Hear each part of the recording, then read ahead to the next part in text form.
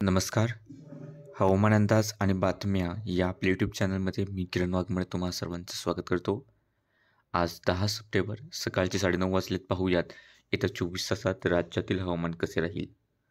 सर्वात प्रथम म्हणजे ओडिशा किनारपट्टीच्या आसपास हवेचे प्रकार असते दिसते आणि या ठिकाणी बंगालच्या उपसागरातून येणारे बाष्प विदर्भ आणि राज्याच्या मराठवाडा विभागाच्या काही भागांपर्यंत पोहोचत आहे आणि याच बाष्पामुळे राज्याच्या काही भागांमध्ये गडगडाट आणि पाऊस होण्याची शक्यता आहे. जर आपण सॅटेलाईट इमेजमध्ये महाराष्ट्राला जवळून पाहिलं, तर सकाळ-सकाळी विदर्भ, मराठवाड्याच्या काही भागामध्ये ढगाळ हवामान आहे.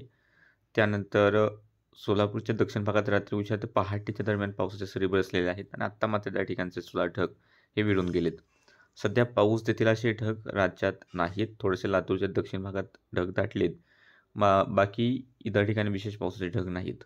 आणि येत्या 24 तासातील जर आपण अंदाज पाहिला, तर येत्या 24 तासामध्ये अमरावती, यवतमाळ, वर्धा, नागपूर, भंडारा, गोंदिया, गडचिरोली, चंद्रपूर, हिंगोली, नांदेड, लातूर, बीडचे पूर्व भाग, परभणी, हिंगोली या ठिकाणी मेघगर्जनेसह मध्यम तर काही ठिकाणी जोरदार पाऊसही होण्याची शक्यता आहे.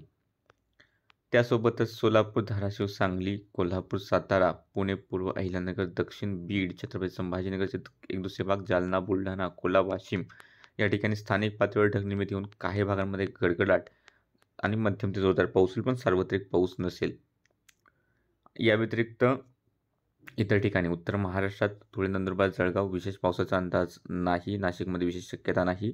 मुंबई, ठाणे, पालघर, रायगड, रत्नागिरी, सिंधुदुर्ग, गोवा याही ठिकाणी विशेष मोठ्या पावसाची शक्यता नाही. काही ठिकाणी झालं तर एकदम हलक्याशा सरी होतील. विशेष पावसाचा अंदाज याही ठिकाणी सध्या दिसत नाही आणि पुणे, सातारा, सांगली, कोल्हापूरच्या पश्चिम भागातही विशेष पावसाचा अंदाज दिसत नाही.